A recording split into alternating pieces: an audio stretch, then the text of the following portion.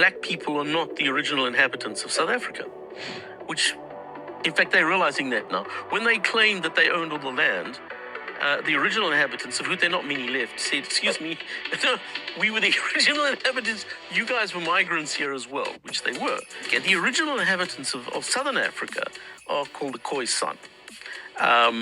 In the west, the Bushmen. Education is elevation, and let's break down and unpackage what he just did. What we see right there is a textbook example of what we call the settlers move to innocence. It's a term used to describe how settlers avoid decolonization and give them the power, land, and privilege. It is a problematic attempt, an excuse, a distraction to divert talking about responsibility and their complicity within settler colonialism. And before I go into settler colonialism or go deeper into what this dude said, let's really think about this. These folks believe they have the authority to dictate who gets to be what along racial lines, especially when it comes to who gets to be indigenous and who ain't, right? Keep that in mind as I play this next clip, and I'm going to sprinkle more context around when we're talking about settler colonialism. Which they were. Okay, the original inhabitants of southern Africa are called the Khoisan. In the west, the Bushmen are Khoisan. Hottentots are Khoisan. But you can't use those words anymore. You now have to call them Khoisan, okay?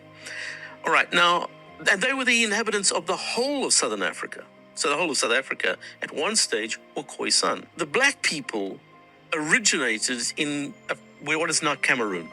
That's where they... Hold on, Khoisan aren't black? No. What are they?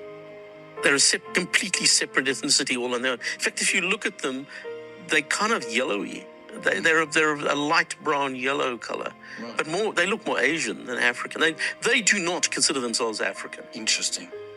Yes, interesting. You saying yellow bones, red bones is not black? Come on, man. On my mama, he trying to reconcile his settler guilt. Really trying to reconcile it. But listen though, man, according to Tuck and Yang, settler colonialism is different from other forms of colonialism in that the settlers come with the intention of making a new home on the land, a homemaking that insists of settler sovereignty over all things in a new domain. And to the people in the back, trying to conflate migration with colonization is an incredible misnomer. So what understood is that a migrant is expected to take on the values and the culture of the place they going to. However, a settler, they gonna erase indigeneity and literally try to justify its colonization, like this dude doing right here in this settler move to innocence. Ho ho ho! What does it mean to be black? That's what they... Hold on, Khoisan aren't black? No. What are they?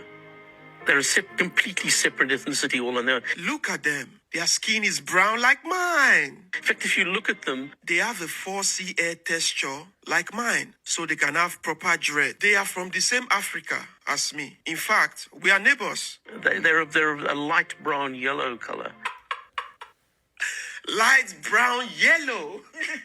But by the way, that is basically every African. We come in different shades of brown. Right. But they look more Asian than African. They look more Asian? That's a Grinch thing to say, Santa.